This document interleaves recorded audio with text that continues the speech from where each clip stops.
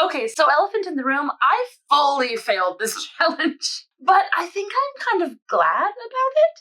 And what's more, I think I'm okay continuing to fail on purpose. Okay, I promise I'm not going to drag this out, but if you have no idea who I am or what I'm talking about, I'm Janelle. I'm a freelance graphic designer, and back in January, I attempted to do morning pages every day from The Artist's Way by Julia Cameron for the first time, even though the book has been sitting on my bookshelf since I was 16, which was, a while ago. So if you have no idea what morning pages even are, or have never heard of The Artist's Way, go check out my first video where I lay out what it all is, why I felt compelled to do it right now, and kind of what the whole plan was going to be. All right, so assuming that you just want to jump right into it, let me tell you about my experience. Okay, this is Toby, and he really wants to be part of this video. Okay, settle. Okay, so when I started this back in January, I was aware that consistency and routine are kind of foreign, alien words to me and definitely don't fit in my natural personality or wiring. And at this point in my life, I'm kind of okay with that. But this year, I really wanted to focus on finding some rhythms and sort of daily habits that would actually work for my brain and create a little bit more rhythms in my day. And I really want to find at least some version of journaling or writing or self-reflection that I could at least somewhat maintain. I want to find out what good rituals can look like for my creative, messy brain. Plus, honestly, I was kind of full of that January vigor at the beginning of the year, which tends to fade pretty quickly, especially in 2025. So after a few months of attempting this, I would say I was maybe 30% successful. I actually did end up completely filling one of the 3 journals that I've left in different parts of the house completely, which honestly is more than I thought I might do, and I'm kind of impressed by that. But if you look at the dates, they jump around wildly, and it definitely was not that consistent daily practice that Julia talks about in The Artist's Way. The idea being that this is the first thing that you do in the morning, and that it's sort of the centering point for your day, and you do it no matter what. I definitely did not get there. I would go through phases where I was actually being pretty consistent with it, and then all the usual stuff would pop up, like trips and house guests and illnesses and COVID and all of that stuff that is completely expected would kind of derail me, and then I would have to kind of get back to center. Sometimes it would be, weeks before I would actually remember that I was supposed to be writing everything. If we break down actual stats, the longest that I went consistently without taking a single day off was 8 days, which is, not great. And the longest that I completely got off the rails without coming back at all was like 3.5 weeks, which is also not great. I also still have not managed to finish the Artist's Way book, and I've only taken like 2 artist states, which is the whole other component of the system. So no matter how generously you slice this was objectively a failure. The thing is, I did notice a difference on the days when I would start off by doing the morning pages. I felt more clear, and I had less sort of fuzziness. No matter what I actually wrote, I do actually think that it helped me kind of get grounded for the morning. And there were actually a lot of days where I would forget to do it in the morning, and then sometime during the day, I would feel kind of flustered or frazzled or frustrated by something, and I would see a journal laying around, pick it up and do a little brain dump and feel more grounded and centered. No matter when I did it in the day, just because I already had that practice kind of going, by seeing the thing, I had kind of an outlet to grab when I was in the middle of kind of mental spiraling. And it was actually really helpful to have that in place. I wouldn't have done that had I not been in this sort of system. And using that as a tool really did make a difference. I incorporated the morning pages habit into my larger wind-up hour, which is a practice I've been doing since 2024, which is largely influenced by Ali Abdaal and his pretty incredible Life OS system, which I was a part of for the last year. The larger idea of creating morning rhythms so that I can come back to center and kind of start my day off better and get myself set up for the day is something I really wanted to focus on. And the days when I actually did the whole thing and worked in morning pages as a part of that really genuinely have made a difference. And even though I'm not perfect with the entire wind-up hour system either, there's something about knowing what the structure should be that for the days or weeks that I get off, being able to come back to center and know what grounded looks like for me has genuinely made a difference. And the morning pages fits in really nicely to that. There are definitely other days where I would do more of a streamlined version of my wind-up hour, and journaling for that long always felt kind of like the cherry on top, like if I was a really good girl.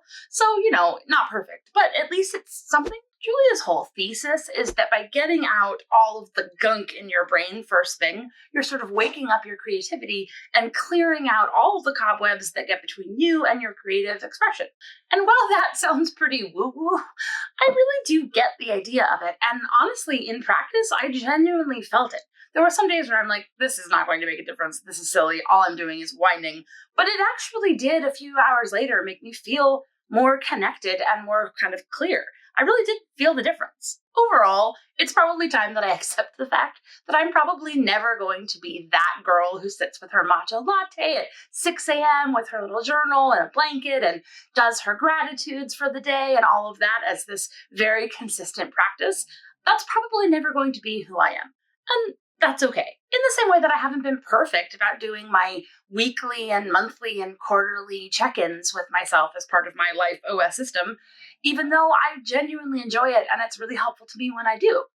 Enough so that I built out a whole Notion database to help me keep track of those things and kind of get my life centered from top-down meta all the way down to my daily practices, including morning pages. And I love that. I love the space, and it's genuinely useful. And I think that there has to be some middle ground between I am this completely consistent person and I have no structure and plan for my life.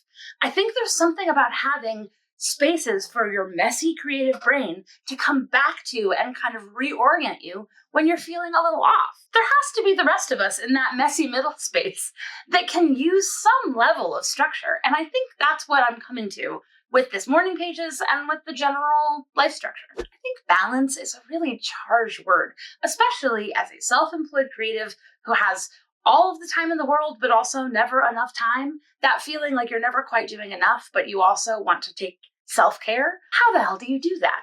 And I think that tools like this are genuinely useful, even if I'm never going to be perfect at them.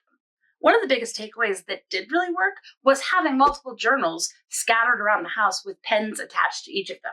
It reduced the friction from, oh, I should do that, to actually sitting down and grabbing a minute. And having those tools in place really does make a difference in terms of getting you back on track when you're feeling frazzled.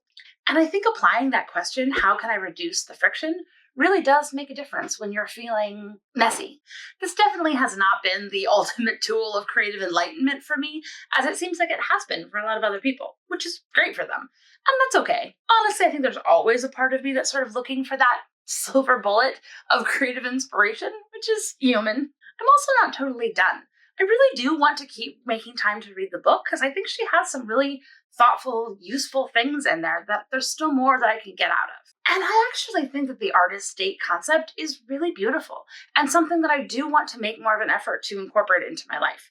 I think that it really requires actually blocking out the time and making it like an appointment that you're going to keep because you're keeping it for someone else. And I need to be a little bit more strategic and intentional about that.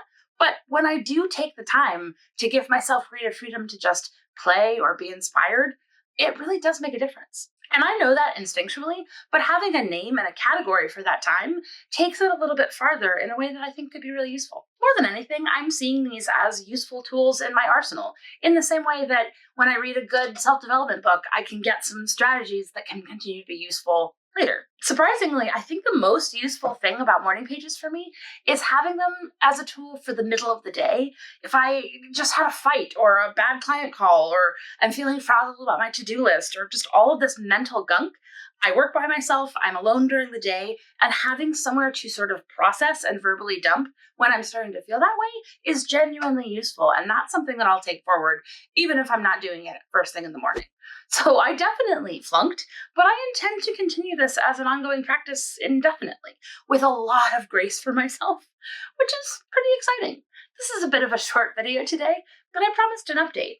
And I also just wanted to give my honest experience because I think sometimes the internet can feel like it's just for wins and not always for the rest of it. So if you are feeling frazzled and floundering and like you're just never going to be that girl who has all her shit together, please know that you're not alone and that we can be messy creatives together.